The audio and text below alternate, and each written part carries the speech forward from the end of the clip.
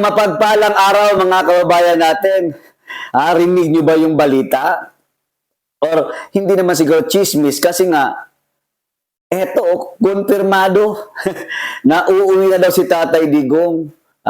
Isang linggo na lang. Ito na ba yata yung inaantay natin na pagbubuni? At nag-iiyakan na itong mga, alam mo yung mga anti-Duterte na gusto talaga nilang makulong si Tatay Digong ng habang buhay. Pinitik na tayo ni Mayor Baste nung nakaraang linggo ba yun? Nung nasa dahig siya, ang sabi niya, hindi na daw siya babalik sa dahig kasi nga uuwi na yung tatay niya sa Davao sa Pilipinas. Hindi pa tayo naniniwala doon kasi nga baka istorya lang ba? Kung baka para lang mawindang itong mga anti-Duterte. Pero naglabas na nga, ito si Vice President Sara Duterte, na uuwi na daw si Tatay Digong, isang linggo na lang. Gaano kaya ito katotoo? Or hindi kaya nadulas lang si VP Sara Duterte? Hindi kaya nagkamali lang ng pagkasabi sa kanyang statement? Pero mga kababayan, tingnan nyo naman, hindi po magsasalita ang isang Vice President Sara Duterte kung walang proseso na pinangahawakan na si Tatay Digong ay malapit na ngang lumabas. Kaya maghanda-handa na kayo. Yung nanira kay Tatay Digong, yung sa pilitan nilang kinidnap, pinakulong, dinala sa dahig, may hangganan din kayo. Mukhang ito na yata ang katapusan ninyo pag nakabalik sa Pilipinas yan. Tsak! Kayong mga politiko na talagang binalahuran nyo si Tatay Digong, hindi na kayo nagrespeto na itong presidente na pinakidnap ninyo ay siya lamang presidenteng nagbigay karangalan sa ating bansa. Inangat niya ang bansang Pilipinas, namudmud ng napakaraming proyekto na kung saan natatamasa ng taong bayan ngayon. Pero sa halip na kayo ay kita mo yun? Ginawa niyo pang kriminal si Tatay Digong na wala man siyang ginawa. Kung hindi, ipaglaban ang karapatan ng mamayang Pilipino, lalong-lalong na sa mga durugista, sa mga drug addict, sa mga rapist, sa mga mamamatay tao na alam nyong walang kalaban-laban na nagtatrabaho ng patas gaya na lang ng mga ordinaryong mamamayan na sa halip na sila ay kumita lang, magtatrabaho ng marangal, pero pinapatay ng mga adik. Yan po ang nangyayari sa bansa natin ngayon. Talamak lahat ang droga, talamak ang nakawan, patayan sa mga ordinaryong Pilipino na wala mang kamuwang-muwang. Eto mga kaubayan. Kaya kayong mga nanira kay Vice President Sara Duterte, marami din ako naririnig na mga kahit pro-DDS, parang sinasabing dismayado doon sila kay VP Sara Duterte dahil daw hindi daw tumindig. Kung kayo ay naniniwala sa mga Duterte, sa proseso na alam natin, ang pamilyang Duterte ngayon ay ginigipit. Kung kayo naniniwala kay Vice President Sara Duterte, let VP decide kung kailan siya tatayo. Let VP decide sa taong 2028 na kung siya na yung Pangulo ng Pilipinas. Hindi yung pro-DDS ka, kiniklaim mo. Pero kung makapagsalita ka, abay, para tuloy hindi ka pro-DDS. Kasi kung pro-DDS ka, dapat maiintindihan mo ang kalagayan ng mga Duterte. Sa kabila ng ginawa nila kay Tatay Digong, kay Vice President Sara Duterte na pinapa-impeach kasalukuyan ngayon, nagkakaroon ng trial dyan sa Senado, dapat, buo tayo, solid ang tiwala natin kay Vice President Sara Duterte, kung ano yung pinagkakatiwalaan natin, kung ano yung panindigan natin sa pinaglalaban natin kay Tatay Digong, dapat ganun din kay Vice President Sara Duterte. Hindi yung kung ano-anong mga sinasabi ninyong dismayado kami kay Vice President Sara Duterte kasi nga ayaw tumindig, ayaw tumayo. Ngayon, tanong ko sa inyo, ang dami na nating rally, pero hindi tayo nagkakaisa. May rally dito, may rally dun, sabay-sabay. dapat yung rally isang lokasyon. Pag sinabi natin one time, big time, dapat nandun lahat. Kasi yun nangyayari, di ba? Kita nyo naman.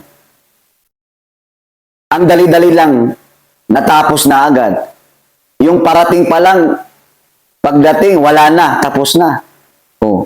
Tapos ngayon, sasabihin nyo, si Sara pa yung parang may kasalanan. Di ba? Antayin nyo ang tamang panahon. Si Vice President Sara Duterte lamang ang dapat natin pagkatiwalaan kasi nga siya yung nakakaalam kung kailan yung tamang panahon. O ito po yung video, panoorin po natin mga kababayan.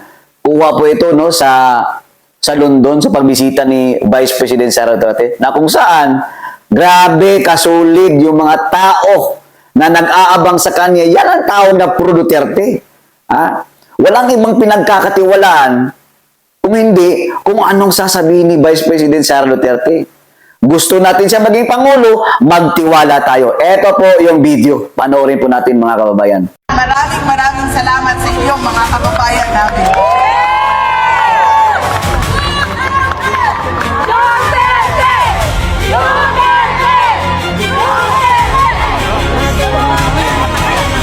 Ang susunod na pagpapasalamat, makikita ko po siya sa susunod na linggo. Mahal natin lahat at inaantay natin lahat ang kanyang paglabas at pag-uwi sa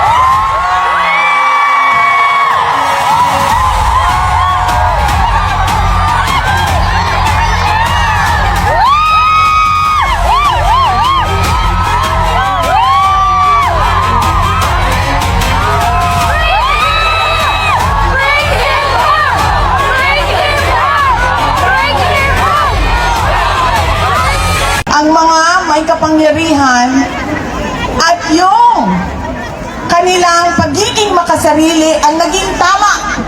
At lahat tayo naging mali. Kulong kayong lahat.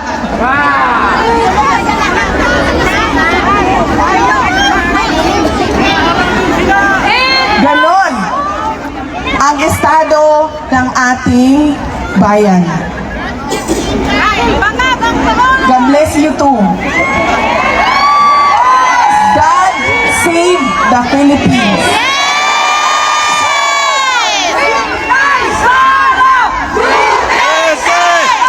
Inday Sara Duterte!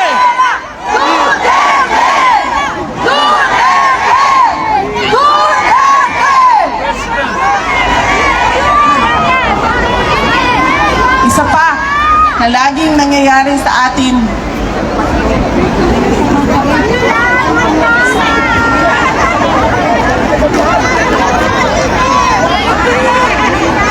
Taon-taon, alam natin na pabalik-balik ang bagyo, ang baha, ang lindol, ang pagsabog ng bulkan, ang landslide.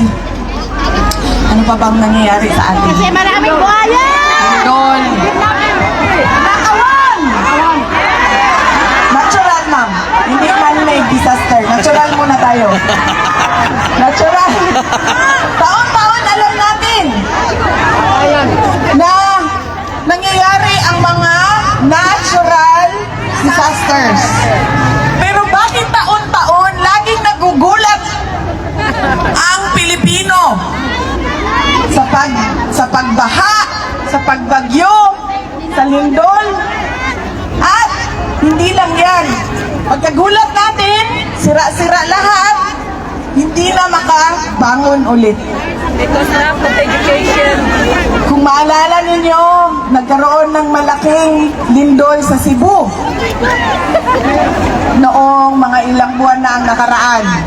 Pagbisita namin ng Cebu nitong bago lang, ganun na ganun pa rin. Para silang kahapon lang na lindol. Hindi tayo nakakabangon kaagad. At meron sa atin, hindi na nakakabangon talaga. Ubus ang savings dahil sa kalamidad.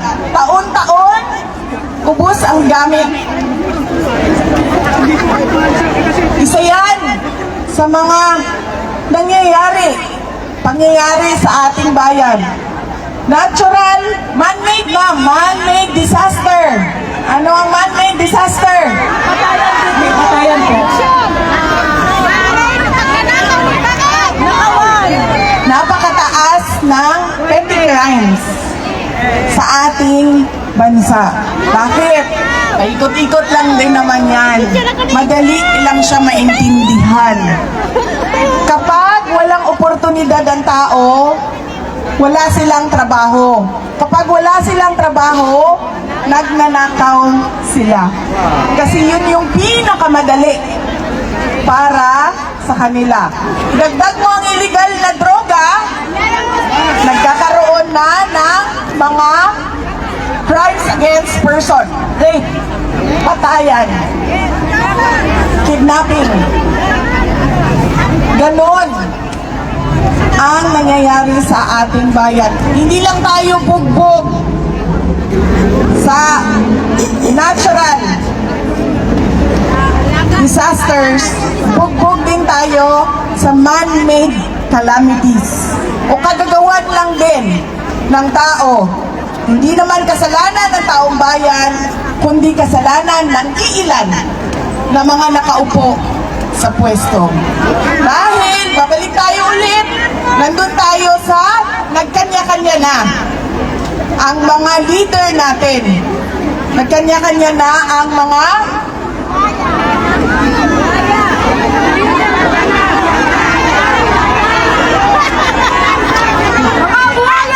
Philippine crocodiles.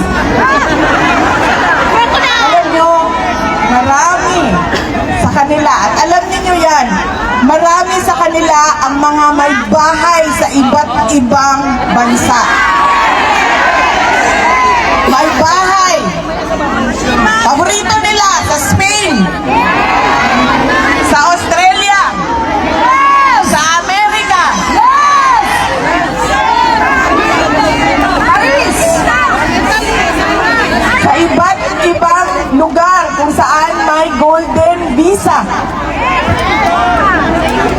Napakadali para sa kanila na umalis ng Pilipinas kapag hindi na maganda ang sitwasyon.